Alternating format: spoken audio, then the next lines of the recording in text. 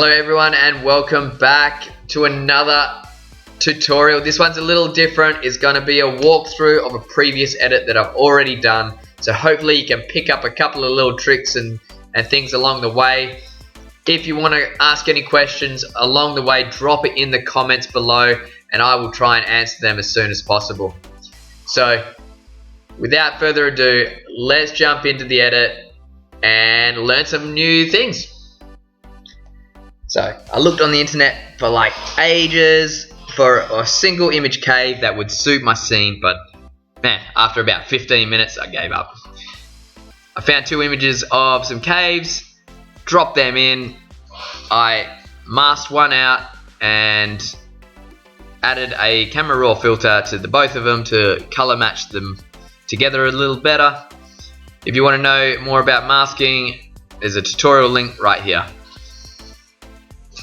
I decided I should add a blur to the very back because I wanted to add that field of depth that was, you know, I don't know, pretty far away, I guess. So I think this looks good. Resize a little bit and I think I'm happy.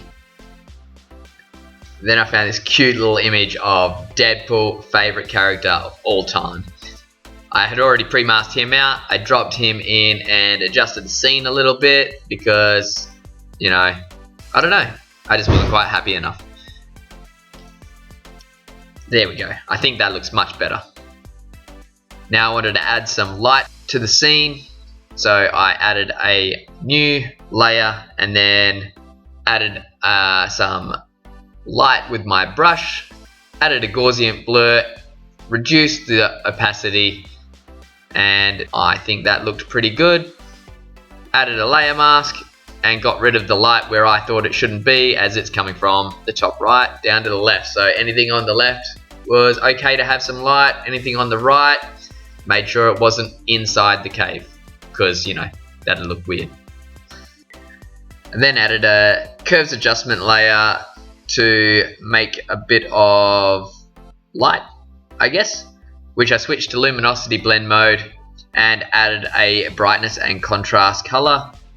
I then added a field blur to the front cave, I guess you'd call it, cave entrance, I don't know, for more control anyway.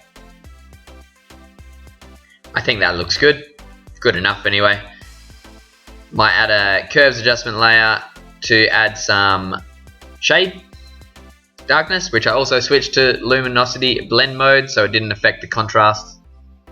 Now I need to add a shadow to obviously make it look like he's there and not just, I don't know, put there. I added his legs, added a Gaussian blur, then I added a second shadow to make it more realistic, I guess. I don't know.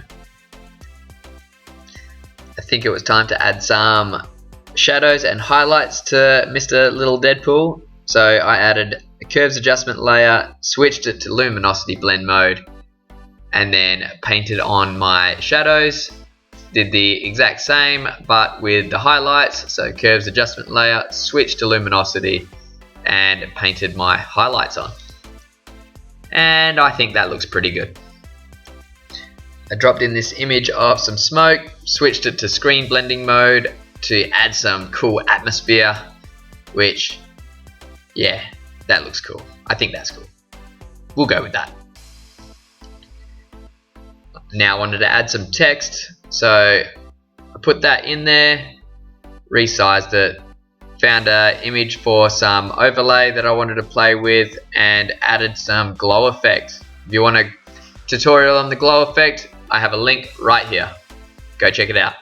I felt like I need to add something else to the scene, so I'm going to add a curves adjustment layer all the way up so it's super bright, switch to luminosity blend mode, invert the mask and just paint on a nice glow effect around my little cute Deadpool. And then just to top it off, add some light flares around him, touch up the glowing text effect, added a camera raw filter, and this is what I come up with. Who's your favorite character? Drop it in the comments below. I'd love to hear from you guys. So I hope you liked that, guys. If you did, don't forget, hit that like button, leave a comment, and don't forget to hit that subscribe button. It means the world to me. Until next time, guys, see you later.